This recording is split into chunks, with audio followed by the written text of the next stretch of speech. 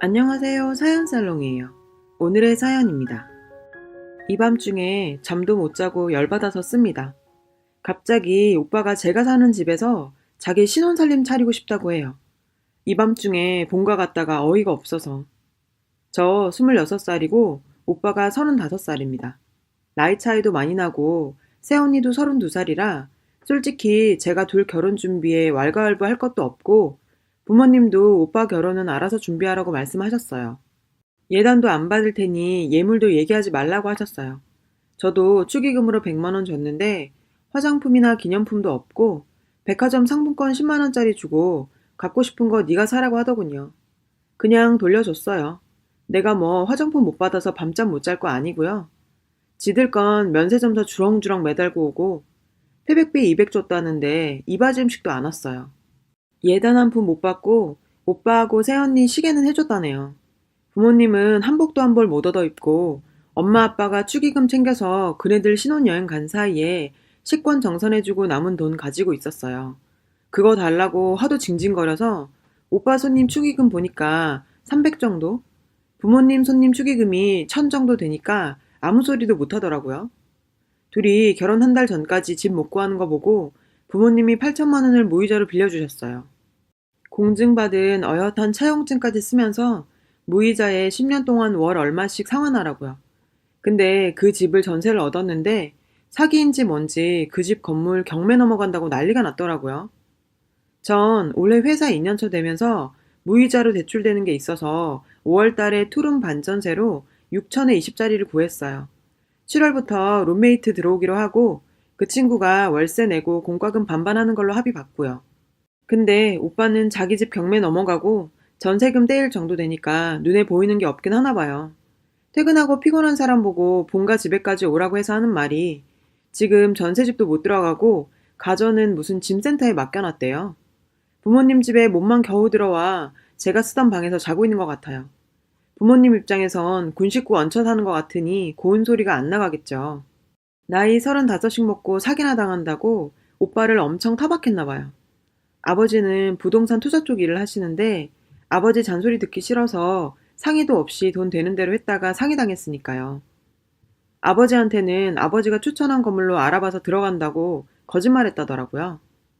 8천 빌려준 것도 거기 들어간 데서 보태준 건데 여튼 부모님이 엄청 타박했나 봐요. 새언니가 자기 집에 말 못한다고 그래서 지금 사돈어른은 그런 거 모르신대요. 그러면서 오빠는 장모님 볼 면도 안 서고 부모님 모시고 사는 것도 새언니 힘들다고 저보고 네가 본가 들어와 살고 내가 지금 니네 집 가서 살 거다. 그렇게 알아둬. 이렇게 말하는 거예요. 실소가 터졌어요. 지금 저 사는 집 와본 적도 없으면서 밑도 끝도 없이 당당하게 말하는 꼬라지가 웃기지도 않아요.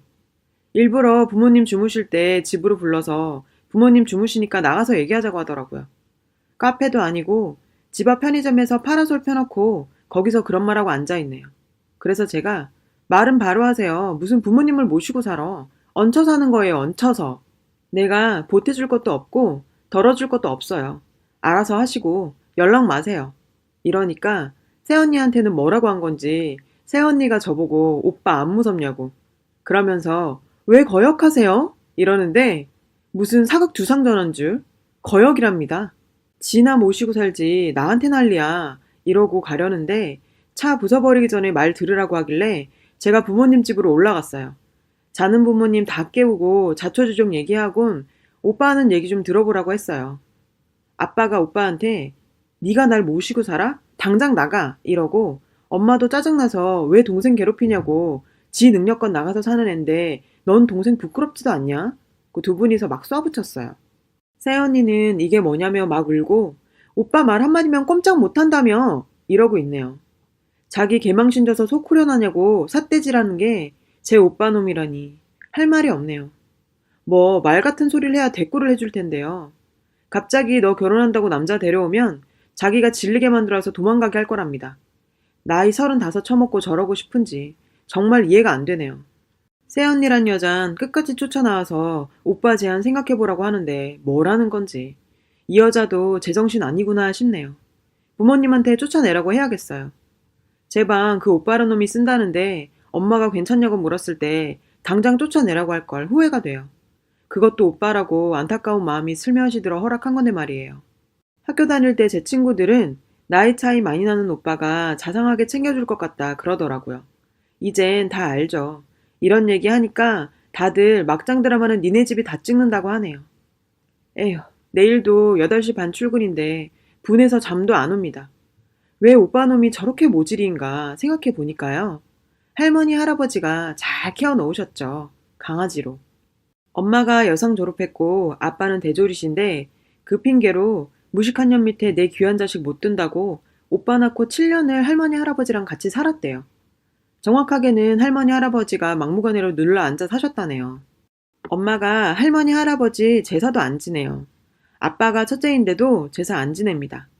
두 분 저 태어나기 전 교통사고로 한 날 돌아가셨다는데 엄마는 두 노인네 상 따로 칠 거 없어 좋다는 생각까지 들 정도였다고 하시니까요. 엄마 말로는 오빠 갓난쟁이 때 엄마는 오빠 밥 주는 기계고 키우는 건 할머니 할아버지가 다 했대요. 엄마는 기저귀도 한번 못 갈아보고 유모차 태워 외출도 못 해봤대요. 오빠를 그저 업어주고 안아주고 해서 4살 때까지 사진 보면 자기 발로 서 있는 사진이 없어요. 거기다가 할머니 할아버지가 땅 부자라서 고모랑 삼촌들이 무조건 두 노인네 비위를 맞춰줬대요. 어떻게든 재산 좀 뜯어보려고 우리 엄마 험담하고 오빠만 이뻐라 해서 그 바보는 지금도 친척들이 자기 다 좋아한다고 믿어요. 전 고모랑 삼촌들 본 적 단 한 번도 없어요. 재산 분할 이후에 만난 적 없대요. 하도 할머니 할아버지 품에서 오냐오냐 해달라는 거 다 해주고 무슨 짓을 해도 용서받으며 커서 지 잘못을 단 하나도 모르고 있어요. 정말 자기가 주상전환 줄 알아요. 초딩 중딩 때야 또래보다 키도 크고 지금도 한 덩치하는 인간이라서 애들이 쫄아서 굽신거리고 다녔다지만 고딩 되니까 그것도 안 됐어요. 대학은 전문대 갔고요. 능력도 없으면서 죽어도 남 밑에서 일 못한다고 하더니 무슨 일을 하는지 1인 사업이라고 어쩌고 합니다. 사장님 명함 파고 돌아다니는데 잘 되는 건 하나도 없고요. 새언니야 몇 번 본 적 없으니까요. 저 인간 말하는 대로 속아서 온 거 보면 똑같은 인간이겠죠. 오빠 놈이 얼마나 또라이냐면 저 어렸을 적에 오빠가 중딩이었을 때 지 성질대로 안 되니까 엄마 뺨을 때렸어요. 아빠가 그것 때문에 이성 잃고 오빠를 죽을 때까지 두들겨 팼어요. 엄마가 엄청 많이 울었던 게 기억이 나네요. 그때부터 오빠에게 상담도 받게 하고 치료도 했다는데 변한 건 없어요. 고딩 때는 가출하면서 니들이 나한테 해준 게 뭐냐는 식으로 편지 남겨두고 나갔다가 힘들다고 이틀 만에 돌아왔어요. 완전 코미디예요. 혼자 아무 일 없던 것 마냥 행동하고 우린 유령 취급했더니 투명인간 취급한다고 또 발광. 일화가 아주 많아요. 아빠가 어느 날 할머니가 오빠 앞으로 통장에 넣어둔 거 대학 졸업 후에 오빠 주고 부모로서 책임은 끝났다고 말했더니 바로 그날로 짐 싸들고 나가기도 했죠. 그 뒤로 이사해서 우리 집엔 오빠 방이 없어요. 모르는 사람들이 보면 부모 정 못 받아 딱하다고 하는데 진짜 주둥이 쳐버리고 싶어요. 부모님 잘못이 하나도 없다 할 수 없지만 부모님은 저놈 군대 가기 전까지도 가족 상담까지 받아가면서 일부러 저를 임신해서 네 동생이 생긴다며 우리가 한 가족이다 이랬는데 그 자식 때문에 제가 죽을 고비를 수도 없이 넘겼죠. 여튼 가정사 들추면 저놈도 불쌍하다면 불쌍하지만 이번에도 지가 노력한 거 없이 유산받아다가 날린 거면 전 하늘의 뜻이다 생각하고 살겠다 라고 나라도 맘 편히 있어야지 생각했는데 이제 집에 와서 앉으니 여러 가지 생각이 나는 게 그냥 기분이 좀 싱숭생숭합니다. 또 지난 일주일 남짓한 기간 동안 많은 일이 있었네요. 오늘 저녁에 오빠 내쫓아태서 가보니 아빠가 안 드시던 술까지 드시고 계셨어요. 마음이 참 안 좋았습니다. 제가 주말 내내 집에 안 가고 월요일에 잠깐 갔는데 그때도 오빠가 난리를 쳐서 엄마 아빠만 모시고 나와서 저녁 먹었습니다. 아빠가 저한테 너 속상할 거 알지만 오빠 마지막으로 딱 한 번만 도와주려고 한다며 네 오빠가 거짓말 안 하고 돈 어디다 썼는지 얼마 사기 당했는지 사실대로 말하면 내가 상이 당한 만큼만 도와주려고 한다. 네가 한 번만 더 아빠 믿고 따라와줬으면 한다 하시는데 솔직히 오빠랑 저 차별받고 산 세월이 길어서 야속했습니다. 오빠는 상담받는다 뭐다 하면서 의사가 시킨 대로 해주고 애들 거 하도 때리고 뺏어오니 착한 일 할 때마다 보상 형식으로 원하는 거 사주면서 저는 하나를 얻으려면 어렵게 말해야 들어주셨죠. 전 오빠가 아니니까요. 대학도 취업도 척척 알아서 하는 기특한 딸이니까요. 솔직히 커서 부모님께 속내 털어놓으니 그제서야 몰랐다 미안하다 하시는 것도 저도 참 속상하고 힘들었습니다. 괜찮은 척 참고 지냈는데 부모님이 저리 말씀하시니 이제는 바로 그래 알겠다. 뜻대로 하시라. 뭐 이런 말은 안 나오더군요. 그냥 고개 끄덕거리고 말았습니다. 아빠가 알아본 거로는 오빠가 2억짜리 전세에서 1억만 건네줬다가 건물이 경매에 넘어간다고 건물 경매 처분 후에 남은 돈을 받게 된다는 건데 아마 거의 못 받을 거라고 합니다. 그리고 할머니가 주신 유산이 3억이 넘는답니다. 10년 전 3억이니 꽤 큰 돈이죠. 그 유산이 남았는지 어떤지, 그리고 오빠가 하는 사업이 뭔지, 전망이 어떤지 물어봐서 혹시 사업이 힘들다고 하면 아빠 옆에서 딱 먹고 살 만큼만 월급 주면서 5년간 아빠 일 배우게 해서 밥은 안 굶게 해주고 싶다고 하시네요. 그리고 대신 지금 부모님 사는 집과 부모님 명의의 모든 재산 다 제 앞으로 물려주겠다고 약속받겠다 하시더라고요. 부모님께는 아무리 망난이라도 자식이니까 거짓말 안 하고 솔직하게 털어놓는다는 전제 하에 말이에요. 아빠 말에 알겠다고 난 참견 안 하겠다 했습니다. 집에 들어가니 새언니랑 오빠 둘이 라면 먹고 있습니다. 엄마가 밥 해놨는데 왜 라면 먹니? 하니까 대뜸 나가서 뭐 먹고 왔냐고 넌 돈 번다고 유세냐? 이러면서 저한테 시비 겁니다. 화도 안 나고 그냥 동정심까지 들어서 대꾸도 안 했어요. 아빠한테 제가 그냥 지금 얘기 끝내자 하니 아빠가 오빠네 먹던 거 정리하고 방으로 들어오라고 불렀습니다. 그리고 30분쯤 뒤에 아빠한테 두들겨 맞으면서 신발도 못 신고 쫓겨나더라고요. 저도 정말 정남이가 뚝뚝 떨어지는데 사실대로만 말해달라고 사정한 부모님 마음은 어떨지 감히 짐작도 안 됩니다. 자기는 2억 전부 다 사기를 당했고 유산이 무슨 3억이냐 2억도 안 됐다. 8천만 원 빌려간 거로 결혼식 올리고 신혼여행 간 거다. 처가에 예물도 사서 드렸다. 부모가 그런 것도 안 해주니 내가 부모님한테 받은 척하느라 힘들었다. 투자할 것도 아니면서 내가 하는 사업엔 왜 관심이냐. 당장 살 집도 없고 상해당해 빌빌거리는 주제에 끝까지 저러고 있습니다. 듣다 듣다 못해서 오빠한테 다 됐고 사업이 무슨 사업인지만 말해줬으면 좋겠어. 최소한 가족이니까 알고 있었으면 해. 딱 이 말 하니까 저 X년이 눈 안 깔아? 그리고 아빠가 오빠를 때렸습니다. 쫓아내면서 8천 안 갚아도 되니 그 8천만 원으로 네 깽값 줬다 생각할 거니 앞으로 찾아오지도 말고 나가라고 했어요.